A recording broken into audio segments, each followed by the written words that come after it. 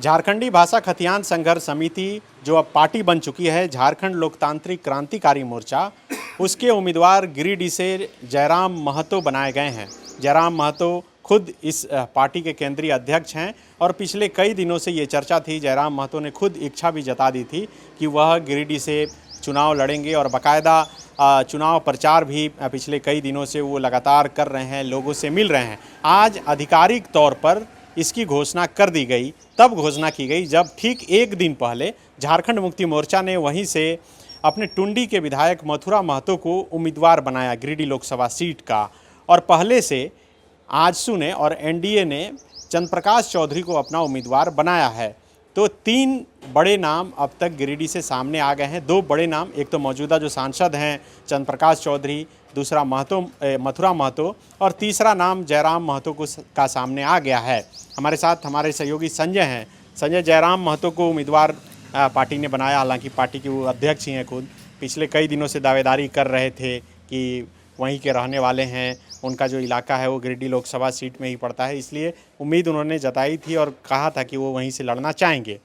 आज तब उनके नाम की घोषणा की गई आधिकारिक तौर पर, तब जबकि जेएमएम ने कल घोषणा की। तो अब कितना इंटरेस्टिंग आप मानते हैं गिरिडीह लोकसभा का चुनाव जो है? इंटरेस्टिंग तो है। देखिए कि जो मौजूदा सांसद हैं वो भी चुनाव लड़ रहे हैं और जो टुंडी से विधायक हैं मथुरा महतो वो भी चुनाव लड़ रहे हैं इंडिया अलायंस के तरफ से। और जयराम महतो की जो भूमिका है और क्यों ये गिरिडीह का जो चुनाव है वो दिलचस्प होगा, उसकी वजह सीधे तौर पे अगर देखा जाए तो वो जयराम महतो ही हैं।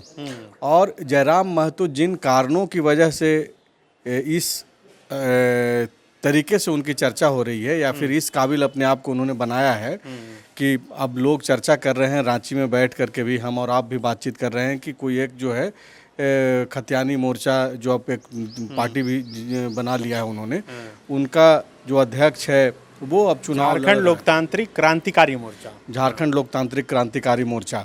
तो आप देखिए कि इसके पहले भी संजय मेहता जो हजारीबाग से उम्मीदवार बनाए गए, मनोज यादव जो कोडरमा से उम्मीदवार बनाए गए हैं।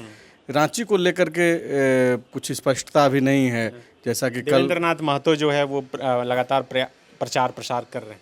हाँ, मतलब आधिकारिक तौर पे अभी किन्हें बनाया गया है मेरे पास जानकारी नहीं है, लेकिन ये तीसरे उम्मीदवार होंगे जयराम महतो जो जिनकी इनकी पार्टी ने इनको नाम का ऐलान कर दिया है। तो मामला तो वहाँ पे दिलचस्प हो जाएगा तब, चूँकि तीनों जो है महतो जाति से ही आते हैं। और आप देखिए कि एक जो एनडीए के कैंडिडेट हैं वो कुछ बोलने से बचते हैं और दूसरे तरफ जो मथुरा महतो जो इंडिया अलायंस के जो कैंडिडेट हैं वो बोल भी रहे हैं तो बहुत सधा हुए तरीके से बोल रहे हैं। और बाकायदा मथुरा महतो ने कल आप ही के इंटरव्यू में जो बातें कही कि पूछा मैंने, हाँ, वो तो चाहते हैं कि युवा जो है आए, उसमें कोई दिक्कत नहीं है और वोट तो देना है जनता को। और रही बात जीत की और रही बात कि तीनों महतो बिरादरी से ही आते हैं, तो उन्होंने एक जो अच्छी बात कही कि महतो बिरादरी के लोगों को तो एक चीज़ तो तय हो गया कि गिरिडीह का जो सीट है वो उन्हीं के खाते में जाना है, चाहे वो एनडीए के फोल्डर में जाए या फिर इंडिया के फोल्डर में जाए या फिर जो जयराम महतो के हिस्से में चला जाए। लेकिन क्या जयराम महतो जिताऊ कैंडिडेट हैं, इस पे जो चर्चा है वो ज़रूरी है। चूँकि देखिए जयराम महतो के साथ रहने वाले जो लोग हैं, जो उनके सभाओं में जो रहने वाले लोग हैं, उसमें 80% जो लोग हैं वो महतो बिरादरी के ही हैं। और अगर भीड़ की अगर बातचीत करें पूरा ओवरऑल की, तो युवाओं की भीड़ सबसे ज़्यादा है, वो 70% है। 10 से 15-20% महिलाएं हैं जो युवतियां ही हैं और कुछ जो है बाकी के जो लोग हैं। तो अब ये लोग ये जो सभाओं में हमेशा एक झुकाव नेताओं के प्रति, जाति के प्रति तो दिखती ही है। आप कोई भी बड़े नेता को उठा के देख लीजिए, लालू प्रसाद तेजस्वी यादव जो सभा करते हैं उसमें ज़्यादातर यादव की भीड़ होती है। फिर मुस्लिम समीकरण इसलिए सटा क्योंकि बीजेपी वहाँ उनके सामने है, तो उनको लगा कि मजबूत कौन है, तो यहाँ जैसे कि जेएमएम के साथ मुस्लिम लोग आ गए, तो इस हिसाब से तो समीकरण बनते रहता है सब जगह। नहीं, तो उसी पे तो इस पे भी तो बात होती है ना कि लालू यादव के पास यादव और मुसलमान के अलावा आज के डेट में कौन है। यही वजह है ना कि वो अकेले चुनाव नहीं जीत पाने में सक्षम है, तब तो अलायंस करना पड़ रहा है। तो बात वही हो रही है कि चूंकि आप लड़ाई में आ गए, अब तक आप भाषण तक सीमित थे, अब तक आप Politics में आ सभाओं गए। में सीमित थे, अब तक आप क्रांति कर रहे थे, आंदोलन कर रहे थे, लेकिन अब आप पॉलिटिशियंस के तौर पे आपका उदय हो गया है। आज से आप जो है जयराम महतो क्या है, अब एक उम्मीदवार हैं, लोकसभा के कैंडिडेट हैं, तो अब उनके साथ जो उनकी भीड़ है वो मतदान केंद्र तक पहुंचते पहुंचते उनके साथ रहेगी नहीं रहेगी, ये तो चुनाव परिणाम तय करेगा। लेकिन चर्चा तो करनी पड़ेगी ना, या फिर मान लिया जाए जैसा कि उनके समर्थक चूंकि यूथ हैं और बहुत दूसरे तरीके से जाकर के नहीं सोचते हैं, वो अग्रेसिव हैं, तो वो कमेंट करना शुरू करेंगे कि नहीं वो जयराम महतो ही। ठीक, अच्छी बात है, अपने नेता के प्रति वो ज़्यादातर आप समर्थक उनको बहुत करते हैं। करीब से भी देखे हैं, बकायदा कई बार इंटरव्यू भी किए हैं।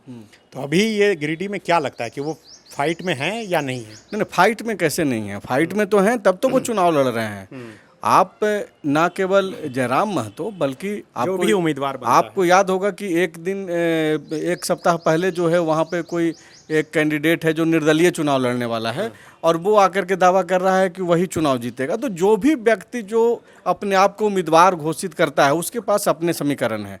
तो जयराम महतो के पास तो भीड़ भी है, दूसरे नेताओं से ज़्यादा भीड़ है। सवाल है कि वो भीड़ क्या वोट में तब्दील हो पाएगी। तो क्या जवाब है इसका, आप ही बताइए। उसका जवाब के लिए इंतजार करना पड़ेगा, क्योंकि अगर आप पुराने चीज़ों को में जो कुछ देखते आए हैं कि भीड़ क्या वोट में तब्दील हो पाती है। देखिए, भीड़ वोट में तब्दील हो पाती है ऐसा बहुत रेयर ही होता है। जरूरी नहीं है कि वो भीड़ वोट में तब्दील हो जाए। आप देखिए कि बिहार में जब कन्हैया चुनाव लड़ रहे थे, कितनी भीड़, पूरे देश भर में चर्चा, और कन्हैया का जो चेहरा है, उनका जो फिगर है, वो जिस तरीके से प्रेजेंट किया गया, ना केवल ग्राउंड पे बल्कि मीडिया में, अखबारों में, सभी जगह, बावजूद इसके उनको गिरिनाथ सिंह ने हराया।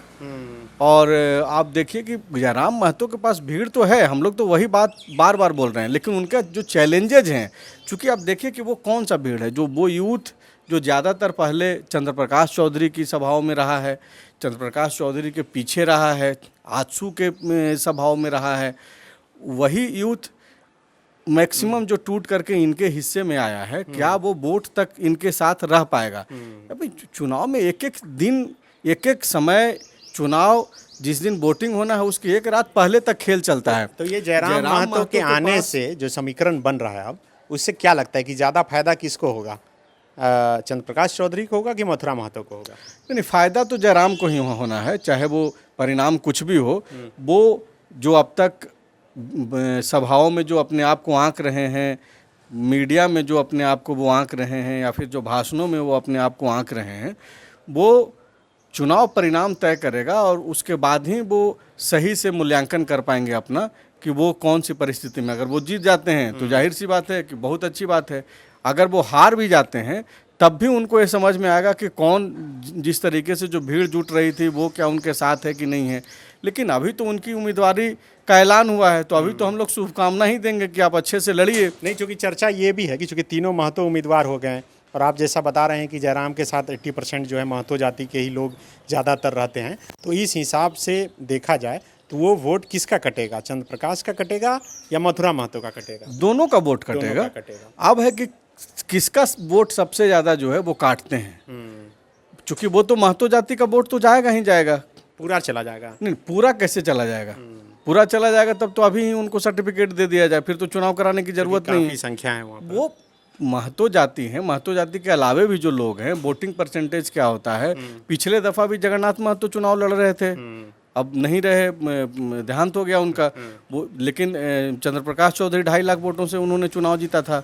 अभी जब जयराम आए हैं, जयराम के जो इशू हैं, जयराम जो मुद्दे उठा रहे हैं, क्या उन मुद्दों के आधार पे वोटिंग होगी? क्योंकि डुमरी का जो उपचुनाव हुआ, डुमरी उपचुनाव में जो उनके लोग थे और उनके लोग जो बंट गए, हालांकि वो तो कैंडिडेट थे नहीं, ना उनके कोई आदमी में डुमरी का उपचुनाव लड़ रहा था, लेकिन एक उनके आंदोलन के बाद एक सामने जो उपचुनाव हुआ वो डुमरी में हुआ।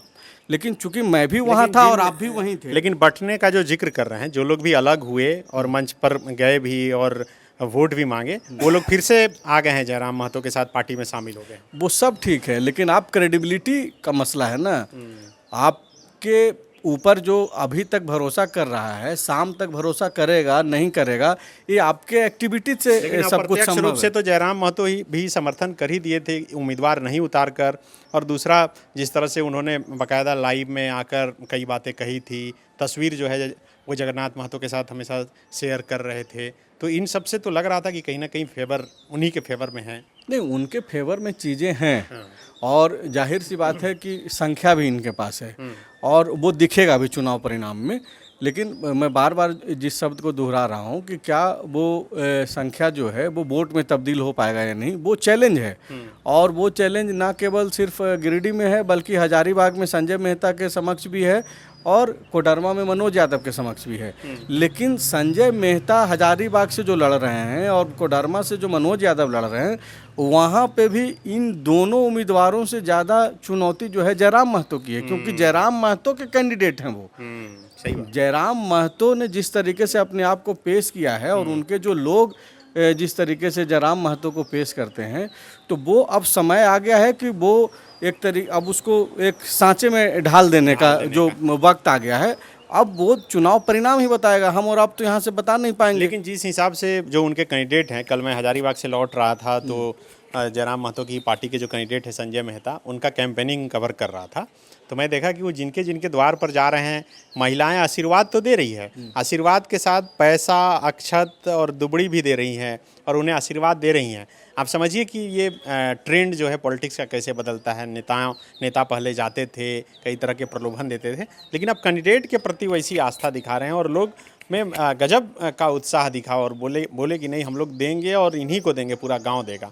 तो इस हिसाब का जब संजय मेहता के साथ दिख सकता है जयराम महतो के नाम पर, तो जयराम महतो का जो कैंपेनिंग होता होगा, जो लोगों का स्नेह है, वो तो और ज़्यादा दिखता होगा। हाँ, लेकिन ये पुराना ट्रेंड है, कोई नया ट्रेंड नहीं है। लोग जाते हैं, जो ग्राउंडेड जो लोग हैं, आज भी जो नेता हैं जो ग्राउंडेड हैं, मथुरा महतो को भी लोग हवाई नेता के तौर पे हैं नहीं। चंद्र प्रकाश चौधरी भी जो हैं ग्राउंड पे रहते ही रहते हैं। अब है कि जयराम महतो को लेकर के उत्सुक क्यों हैं लोग। जयराम महतो प्रकाश चौधरी पिछले दिनों कार्यक्रम कर रहे थे, अखबारों में जो खबर छपी कि बीजेपी के कार्यकर्ता ही उनका विरोध किए। एक नाराज़गी उनको लेकर ये है, डुमरी में भी आपको याद होगा कि वो है कि समय नहीं देते हैं और इसको लेकर नाराज़गी था कि वो ज़्यादा रामगढ़ में रहते हैं, हम लोग के इलाके में रहते नहीं हैं। और वो नाराज़गी अभी भी जब वो कैंपेनिंग करने के लिए निकले तो अखबारों के जरिए जो खबर पहुंची उसके अनुसार दिख रही है। तो ये सब नाराज़गी खबरों तक ही सीमित रह जाती है और थोड़े समय तक के लिए ही ऐसा नहीं। आप देखिए कि चाहे वो चतरा में पिछले दफ़ा सुनील सिंह को लेकर के नाराज़गी हो, 2014 में मैं निशिकांत दुबे के साथ एक दिन पूरा घूमा था एक चैनल में, मैं उसमें उस समय जब काम कर रहा था, तो उनके सामने नारा लगता था कि निशिकांत दुबे मजबूरी हैं, मोदी ज़रूरी हैं। 2014 की मैं बात कर रहा हूँ। अभी आप ढुल्लू महतो को लेकर के देखिए जिस तरीके से नाराज़गी है, लेकिन ये जो भारी नाराज़गी के बावजूद ढुल्लू महतो का जो ग्राफ और जो रिपोर्ट आ रही है वहाँ से वो लग रहा है कि बढ़ ही रहा है। तो नाराज़गी कोई इशू नहीं है। सवाल यह है कि जयराम महतो के प्रति जो है उत्साह है, उम्मीद है। और ये उत्साह और उम्मीद क्यों है? क्योंकि जो पुराने नेता हैं, जो मौजूदा अपने आप को वरिष्ठ लीडर के तौर पे पेश करते हैं और ये समझते हैं कि ये सब तो अभी बच्चा है, युवा है, ये सब कुछ भी हाँ कुछ नहीं कर पाएगा, इग्नोर करने की कोशिश जिनको करते हैं, तो ये नाराज़गी, उन लोगों के प्रति जो नाराज़गी है वो तब्दील हुआ है कि उम्मीद के तौर पे जयराम में। तो अब जयराम महतो के साथ जो लोग हैं, अब वो उनकी बारी है, वो दिखाएं कितना क्या कर पाते हैं। जो संजय आंकड़ा मतलब विधानसभा वाइज जो देखा जाता है कि आखिर विधानसभा वाइज देखिएगा कि विधायक कौन है। अब देखिए गिरिडीह से सुदीप सोनू हैं, गांडे से सरफराज अहमद थे, वो इस्तीफा दिए। इसके अलावा टुंडी से खुद मथुरा महतो हैं, एक बाघमारा है जिस पर जो है ढुल्लू महतो हैं, बीजेपी के हैं। तो ज़्यादातर सीटों पर जो विधायक हैं वो जेएमएम के हैं। तो इसका असर तो कहीं ना कहीं फेवरेबल जाएगा मथुरा महतो के पक्ष। नहीं, ये मानसिक तौर पे एक चीज़ ये दिखता है कि परसेप्शन बनाने में या फिर चर्चा में जो है एक विषय तो है कि भाई हमारे पास ज़्यादा, लेकिन लोकसभा में समीकरण बदल जाता है। वो इसलिए मैं ये बोल रहा हूँ क्योंकि पिछले ही अगर लोकसभा चुनाव की बात करें तो आप देखिए कि चंद्र प्रकाश चौधरी 2.5 लाख वोटों से जीते थे, लेकिन विधानसभा के जो चुनाव परिणाम आए वो आप खुद बता ही रहे हैं कि कौन कौन। पिछली बार से तुलना कई लोग नहीं इसलिए कर रहे हैं क्योंकि पुलवामा अटैक के बाद पूरा देश का माहौल बदला था और उस हिसाब से कैसे बीजेपी की तरफ रुख हो गया था सबका। बिल्कुल आप सही बोल रहे हैं, लेकिन अब भी बहुत सारे फैक्टर्स हैं। मोदी फैक्टर्स जो सबसे बड़ा फैक्टर्स है, राम मंदिर फैक्टर्स जो सबसे बड़ा फैक्टर है, तो ये सारी चीज़ें हैं। अब उससे कितनी चुनौतियों से जो है ये लोग लड़ पाते हैं, कितना सक्षम होकर के लड़ पाते हैं, वो देखने वाली बात होगी। फिलहाल तो यह है कि जयराम को कैंडिडेट बना दिया गया है और देखिए क्या होता है। तो हमारे साथ देखिए फ़ोन लाइन पर मोतीलाल महतो का फ़ोन आ रहा था, कट गया, तो उनसे बातचीत किया जाए क्या? कोशिश कीजिए फ़ोन लगाने का उनको, अगर वो फ़ोन पे जुड़ते हैं। मोतीलाल चूँकि जयराम महतो के सबसे करीबी माने जाते हैं, उपाध्यक्ष हैं पार्टी में, तो अगर वो जुड़ते हैं तो फिर उनको ये किया जाएगा। तो बिल्कुल जयराम महतो को उम्मीदवार बनाया गया है गिरिडीह से, और उसके बाद अब गिरिडीह का जो समीकरण है, जो पहले से हालांकि ये चर्चा थी कि उन्हें उम्मीदवार बनाया जा सकता है, तो अब उम्मीदवार के नाम की घोषणा हो गई है। तो अब आगे क्या कुछ और समीकरण बनता है, क्या कुछ बातें निकल कर सामने आती है, हर अपडेट हम आप तक जरूर पहुंचाएंगे। शुक्रिया। बायोम मेडिकल प्रिपरेशन का एकमात्र संस्थान जहां है complete digital classrooms, individual doubt counters, video lectures, student tracking system, library facility, 100% result oriented rankers batch, study package and class notes in PDF। Jharkhand के इतिहास में पहली बार नीट UG में 700 मार्क्स पार। 10th पास स्टूडेंट्स के लिए फाउंडेशन कोर्स और 11th पास student के लिए फ्रेशर कोर्स। 12th पास स्टूडेंट्स के लिए टारगेट कोर्स 18 अप्रैल से शुरू हो रहे हैं। Contact biome.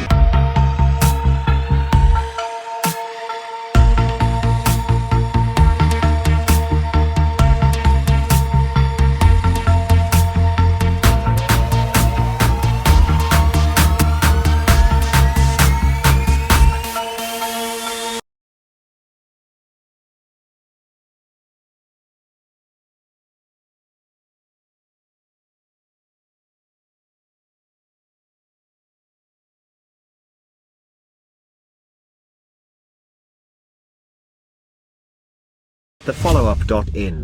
Like, share, and subscribe. www.thefollowup.in